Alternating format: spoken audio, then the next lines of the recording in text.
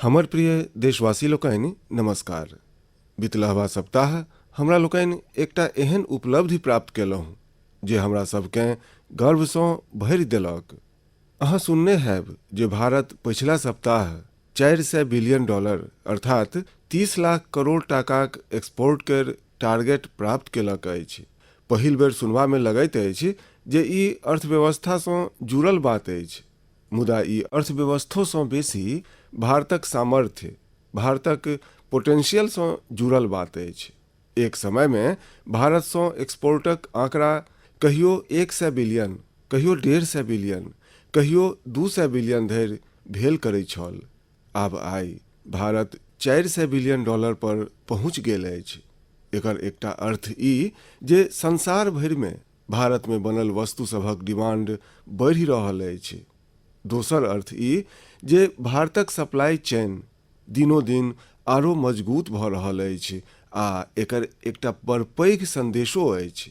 देश विराट डेग तखन उठबैत अछि जखन सपना सबसँ पैघ संकल्प होइत अछि, जखन संकल्प सब लेल दिन राति ईमानदारीसँ प्रयास होइत अछि तऽ ओ संकल्प सिद्ध सेहो होइत अछि। आ अहाँ देखू, कोनो व्यक्तिक जीवनोमे तऽ एहने होइत अछि। जखन केकरो संकल्प, ओकर प्रयास, ओकर सपना सबसँ सेहो पैघ भऽ जाइत अछि तऽ सफलता स्वयं चलि कऽ ओकरा लग अबैत अछि। संगी लोकनि, देशक कोन कोनसँ नव नव प्रोडक्ट जखन विदेश जा रहल अछि, असम केर हैलाकांडी केर लेदर प्रोडक्ट होय वा उस्मानाबाद केर हैंडलूम प्रोडक्ट, बीजापुर केर फल तरकारी होय वा चंदौलीक ब्लैक राइस, सभक एक्सपोर्ट बढ़ि रहल अछि। आब अहाँके लद्दाख केर विश्व प्रसिद्ध एप्रिकोट दुबईमे सेहो भेटत आ सऊदी अरबमे तमिलनाडुसँ पठायल गेल केरा भेटत। आब सबसँ पैघ बात ई जे नव नव प्रोडक्ट्स नव नव देश सबके पठायल जा रहल अछि। जेना हिमाचल, उत्तराखंडमे उत्पन्न भेल मिलेट्स, मोट अन्नक पहिल खेप डेनमार्ककेँ निर्यात कयल गेल। आंध्र प्रदेशक कृष्णा आ चित्तूर जिलाक बंगनपल्ली आ सुवर्णरेखा आम दक्षिण कोरियाकेँ निर्यात कयल गेल। त्रिपुरासँ टटका कटहर वायुमार्गसँ लंदन निर्यात कयल गेल। आर तऽ आर पहिल बेर नागालैंडक राजा मिरचाईकेँ लंदन पठायल गेल। एही तरहें भालिया गहूमक पहिल खेप गुजरातसँ केन्या आ श्रीलंका निर्यात कयल गेल। अर्थात आब अहाँ दोसर देशमे जायब तऽ मेड इन इंडिया प्रोडक्ट्स पहिनेक तुलनामे कतहु बेसी नजरि आयत। संगी लोकनि, ई लिस्ट बड़ नम्मा अछि आ जते नम्मा ई लिस्ट अछि ओतबे पैघ मेक इन इंडियाक शक्ति अछि, ओतबे विराट भारतक सामर्थ्य अछि। आ सामर्थ्यक आधार अछि हमरा लोकनिक कृषक, हमरा सभक कारीगर, हमरा लोकनिक बुनकर, हमरा सभक इंजीनियर, हमरा लोकनिक लघु उद्यमी, हमरा सभक MSME सेक्टर, बहुत रास फराक फराक प्रोफेशन केर लोक, ई सब एकर असल शक्ति छथि।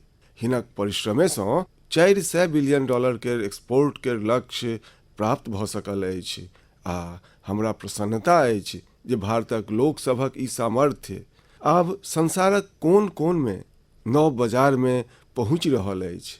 जखन एक एकटा भारतवासी लोकल लेल भोकल होइत छथि तखन लोकलकेँ ग्लोबल होइत देरी नहि लगैत अछि। आउ लोकलकेँ ग्लोबल बनाबी आ हमरा लोकनिक उत्पाद सभक प्रतिष्ठाकेँ आरो बढ़ाबी। संगी लोकनि, मोनक बात केर श्रोता लोकनिकेँ ई जानि कऽ नीक लगतनि जे घरैया स्तर पर सेहो हमरा सभक लघु उद्यमी लोकनिक सफलता हमरा सभकेँ गर्वसँ भरऽवला अछि। आइ हमरा लोकनिक लघु उद्यमी सरकारी क्रयमे गवर्नमेंट ई मार्केट प्लेस अर्थात जेम केर माध्यमे बड़ पैघ सहभागिता निमाहि रहल छथि। टेक्नोलॉजी केर माध्यमे बहुते पारदर्शी व्यवस्था विकसित कयल गेल अछि। पछिला एक बरखमे जेम पोर्टल के माध्यमे सरकार 1 लाख करोड़ टाकासँ बेसीक वस्तु सब किनलक अछि। देशक कोन कोनसँ लगभग 1.25 लाख लघु उद्यमी लोकनि, छोट दोकानदार सब अपन सामान सोझे सरकारकेँ बेचलनि अछि।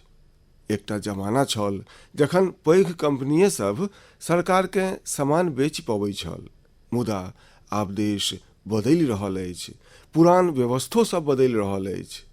आब छोट सँ छोट दुकानदारो जेम पोर्टल पर सरकार के अपन सामान बेच सकै छथि। यह तऽ नव भारत अछि। ई ने मात्र पैघ सपना देखैत अछि, अपितु ओहि लक्ष्य धरि पहुँचबाक साहसो देखबैत अछि जतऽ पहिने केओ नहीं पहुँचल अछि। एही साहस के दम पर हम सब भारतीय मिल कऽ आत्मनिर्भर भारतक सपना सेहो अवश्य पूरा करब।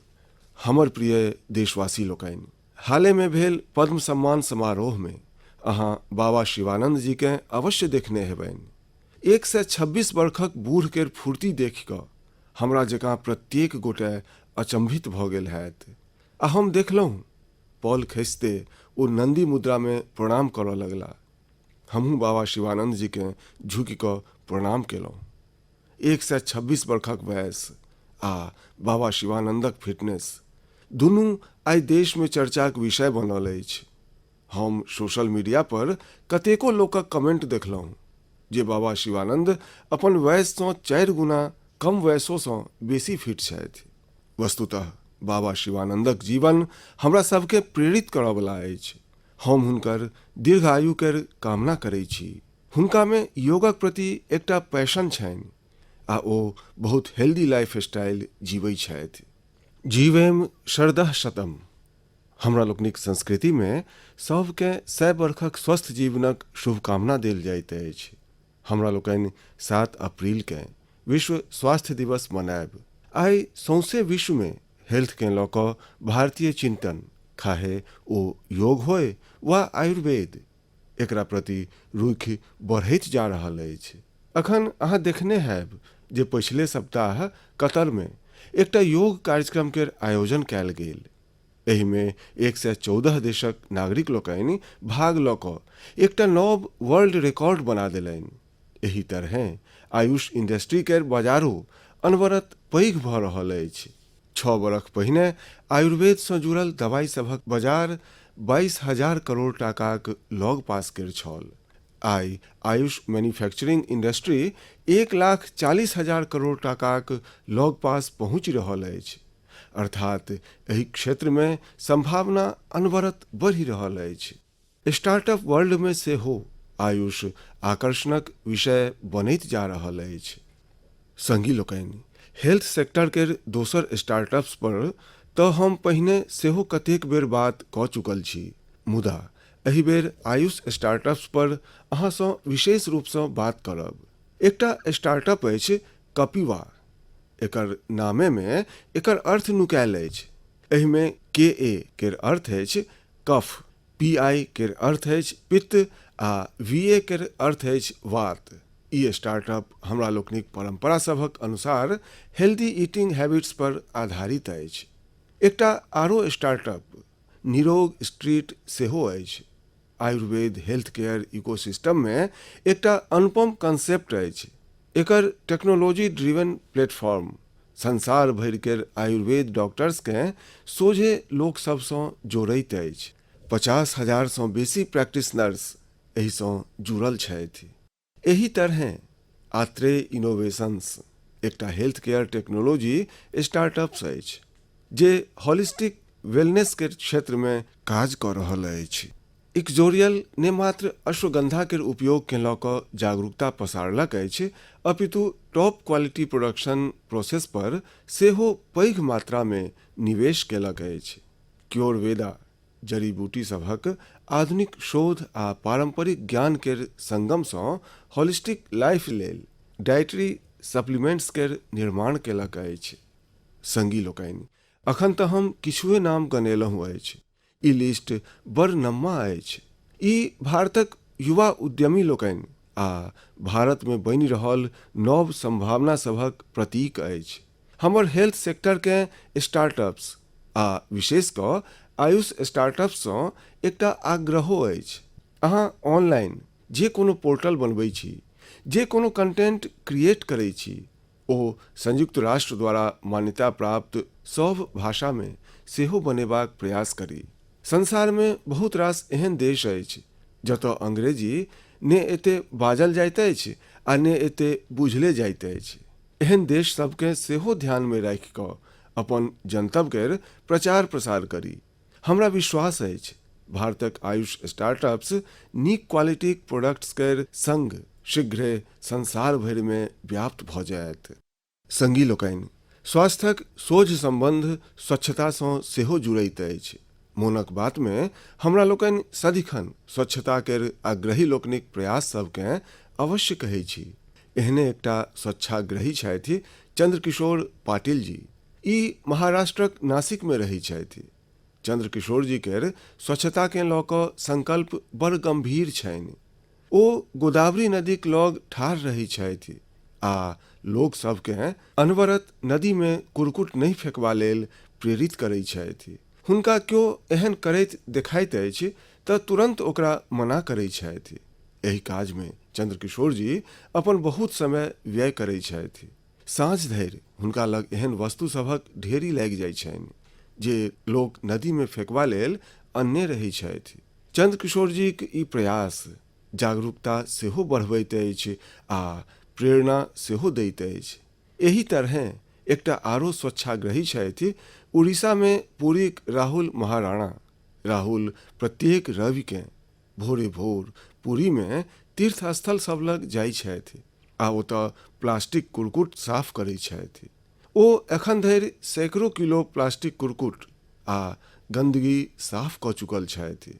पुरी केर राहुल होथि वा नासिक केर चंद्रकिशोर, ई हमरा लोकनि के बहुत किछु सिखबै छथि। नागरिक के रूप में हमरा लोकनि अपन कर्तव्य सबके निमाही, खाहे स्वच्छता होय, पोषण होय वा फिर टीकाकरण, एहि सब प्रयास सबसँ सेहो स्वस्थ रहबा में सहयोग भेटैत अछि।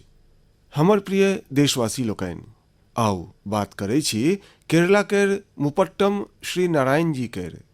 ओ एकटा प्रोजेक्ट केर आरंभ केलनि अछि जकर नाम अछि pots for water of life. अहाँ जखन एहि प्रोडक्ट द जानब तऽ सोचब जे की कमाल केर काज अछि। संगी लोकनि, मुपट्टम श्री नारायण जी गर्मी क्रम में पशु पक्षी सबके पानिक असुविधा नहीं होय एहि लेल माटिक बासन बँटवाक अभियान चला रहल छथि। गर्मी में ओ पशु पक्षी सब केर एहि असुविधा के देखि कऽ स्वयं सेहो फिरिसान भऽ उठै छलाह। फेर ओ सोचलनि जे किया ने ओ अपने माटिक बासन बाँटब आरंभ कऽ दैथि, जाहिसँ अन्य केर लग ओहि बासन सब में मात्र पानि भरबाके काज रहै। अहाँ चकित रहि जायब जे नारायण जी द्वारा बाँटल गेल बासन सभक आंकड़ा 1 लाख के पार करऽ जा रहल अछि। अपना अभियान में 1 लाख हम बासन ओ गांधी जी द्वारा स्थापित साबरमती आश्रम में दान करता। आइ जखन गर्मीक मौसम धमक दऽ देलक अछि तऽ नारायण जी केर ई काज हमरा लोकनि के अवश्य प्रेरित करत आ हमहूँ एहि गर्मी में हमरा लोकनिक पशु पक्षी मित्र सब लेल पानिक व्यवस्था करब। संगी लोकनि, मोनक बात केर श्रोता सबसँ सेहो आग्रह करब जे हमरा लोकनि अपन संकल्प सबके फेरसँ दोहराबी। पानिक एक एक बूंद बचेबा लेल हमसब जे किछु कऽ सकै छी ओ हमरा लोकनि के अवश्य करबाक चाही। एकरा अतिरिक्त पानिक रिसाइक्लिंग पर सेहो हमरा सबके ओतबे जोर दैत रहबाक अछि। घर में उपयोग कैल गेल जे पानि गमला सब में काज आबि सकैत अछि, गार्डनिंग में काज आबि सकैत अछि, ओ अवश्य दोबारा उपयोग कैल जेबाक चाही। थोड़ सन प्रयाससँ अहाँ अपन घर में एहन व्यवस्था सब बना सकै छी। रहीमदास जी शताब्दियों पहिने किछु उद्देश्यसँ कहि कऽ गेल छथि जे रहीमन पानी राखिए बिनु पानी सब सून। आ पानि बचेबाक एहि काज में हमरा नेना लोकनिसँ बड़ उम्मीद अछि।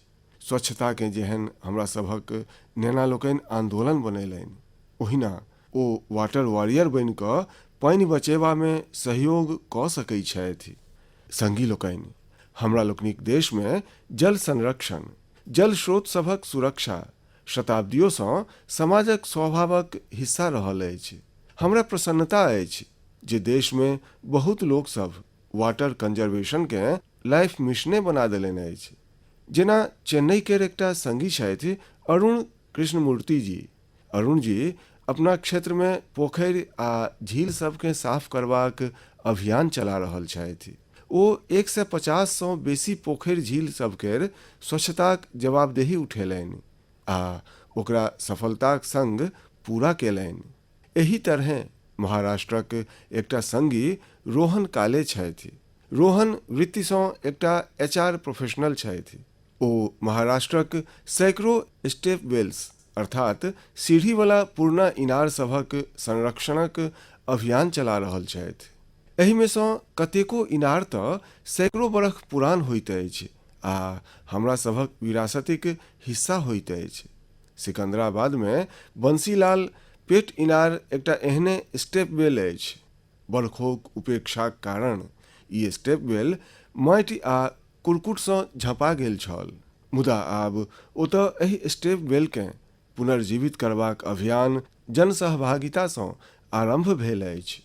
संगी लोकनि, हम तऽ ओहि राज्य सँ अबै छी जतऽ पानिक सदिखन कमी रहल अछि। गुजरात में एहि स्टेप वेल्स केँ वाव कहै छै। गुजरात सन राज्य में वाव केर पैघ भूमिका रहल अछि। एहि इनार वा बावड़ी सभक संरक्षण लेल जल मंदिर योजना बड़ पैघ भूमिका निभालक। सौंसे गुजरात में अनेको बावड़ी केँ पुनर्जीवित कयल गेल। एहि सँ एहि क्षेत्र सब में वाटर लेवल के बढ़ेबा में सेहो बड़ सहयोग भेटल। एहने अभियान अहाँ सेहो स्थानीय स्तर पर चला सकै छी। चेक डैम बनेबाक होय, रेन वाटर हार्वेस्टिंग होय, एहि में व्यक्तिगत प्रयासो महत्वपूर्ण अछि आ कलेक्टिव एफर्ट्स सेहो आवश्यक अछि। जेना स्वाधीनताक अमृत महोत्सव में हमरा लोकनिक देशक प्रत्येक जिला में कम से कम 75 अमृत सरोवर बनायल जा सकैत अछि। किछु पुरान सरोवर सबके सुधारल जा सकैत अछि, किछु नव सरोवर बनायल जा सकैत अछि। हमरा विश्वास अछि अहाँ एहि दिशा में किछु न किछु प्रयास अवश्य करब। हमर प्रिय देशवासी लोकनि, मोनक बात ओकर एकटा सुंदरता इहो अछि जे हमरा अहाँक संदेश बहुत रास भाषा में, बहुत रास बोली सब में भेटैत अछि। कतेको लोक माईगॉव पर ऑडियो मैसेज सेहो पठबै छथि। भारतक संस्कृति, हमरा लोकनिक भाषा सब, हमरा लोकनिक बोली सब, हमरा सभक चालि ढंग, भोजन भात केर विस्तार, ई सभटा विविधता हमरा लोकनिक बड़ पैघ शक्ति अछि। पूब सँ पश्चिम धरि, उत्तर सँ दक्षिण धरि भारत केँ यह विविधता एक कऽ कऽ रखने अछि।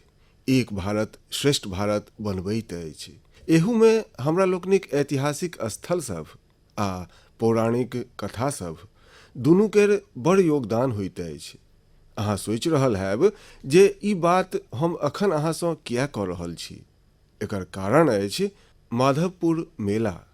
माधवपुर मेला कतऽ लगैत अछि, किया लगैत अछि, कोना ई भारतक विविधता सँ जुड़ल अछि, ई जानब मोनक बात केर श्रोता लोकनि के बड़ इंटरेस्टिंग लगतनि।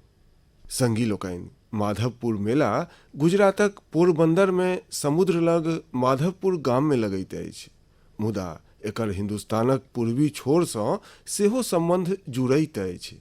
अहाँ सोचि रहल हैब जे एहन कोना संभव अछि, तऽ एकरो उत्तर एकटा पौराणिक कथे सँ भेटैत अछि। कहल जाइत अछि जे हजारों बरख पहिने भगवान श्री कृष्ण केर विवाह नॉर्थ ईस्ट के राजकुमारी रुक्मिणी सँ भेल छलनि। ई विवाह पोरबंदर केर माधवपुर में संपन्न भेल छल आ ओही विवाहक प्रतीक के रूप में आइयो ओतऽ माधवपुर मेला लगैत अछि। ईस्ट आ वेस्ट केर ई गाढ़ संबंध हमरा लोकनिक धरोहरि अछि।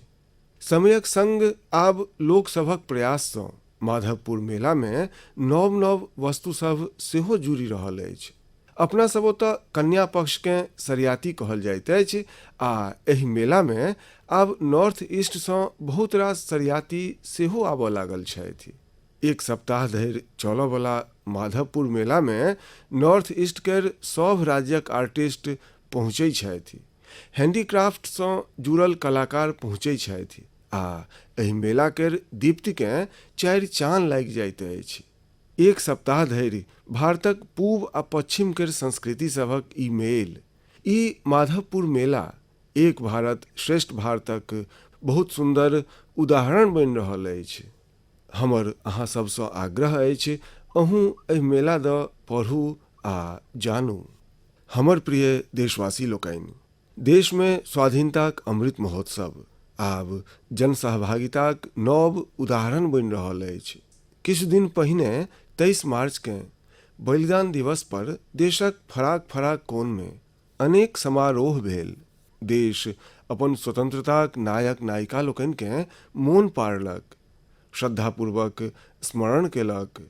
एहि दिन हमरा कोलकाता केर विक्टोरिया मेमोरियल में विप्लवी भारत गैलरी केर लोकार्पणक सेहो अवसर भेटल। भारत केर वीर क्रांतिकारी लोकनिकेँ श्रद्धांजलि देबा लेल ई अपना में बहुते अनुपम गैलरी अछि। जो अवसर भेटै तो अहाँ एकरा देखबा लेल अवश्य जायब। संगी लोकनि, अप्रैलक मास में हमरा लोकनि दूटा महान विभूति लोकनिक जयंती सेहो मनायब। ई दुनू गोटे भारतीय समाज पर अपन गंभीर प्रभाव छोड़लनि अछि। ई महान विभूति लोकनि छथि महात्मा फूले आ बाबा साहेब अम्बेडकर। महात्मा फूले केर जयंती 11 अप्रैल के छनि आ बाबा साहेब केर जयंती हमसब 14 अप्रैल के मनायब। ई दुनू महापुरुष लोकनि भेदभाव आ असमानताक विरुद्ध बड़ लड़ाई लड़लनि। महात्मा फूले ओहि दौर में बेटी सभ लेल स्कूल खोललनि, कन्या शिशु हत्याक विरुद्ध स्वर उठेलनि। ओ जल संकटसँ मुक्ति दियबा लेल सेहो पैघ अभियान चलेलनि। संगी लोकनि, महात्मा फूले केर एहि चर्च में सावित्रीबाई फूले जीक सेहो उल्लेख ओतबे आवश्यक अछि। सावित्रीबाई फूले कतेको सामाजिक संस्था सभक निर्माण में पैघ भूमिका निमाहलनि।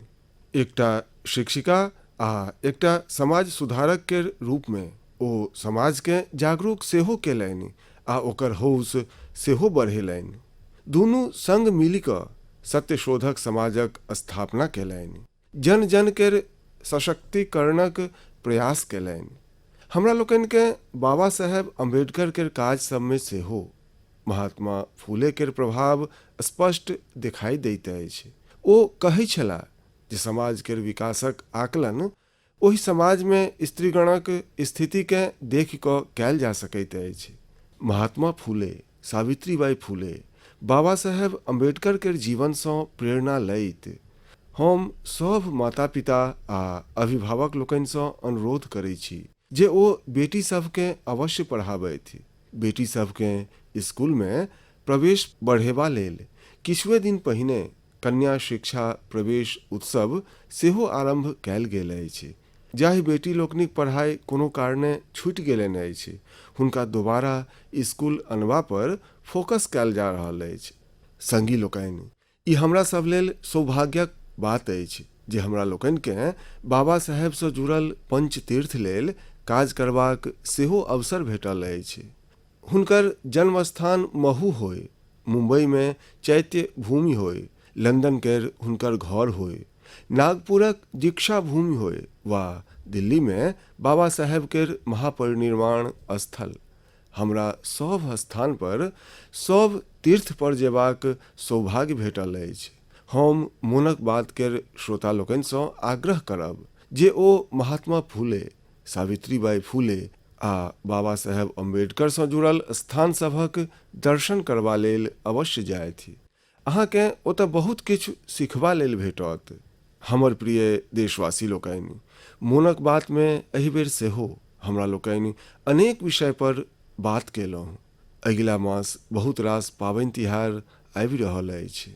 किछुए दिन बाद नवरात्र अछि। नवरात्र में हमरा लोकनि व्रत उपास शक्ति केर साधना करै छी, शक्ति केर पूजा करै छी। अर्थात हमरा लोकनिक परंपरा सब हमरा सबके उल्लास सेहो सिखबैत अछि आ संयम सेहो। संयम आ तप सेहो हमरा लोकनि लेल पावनीय अछि।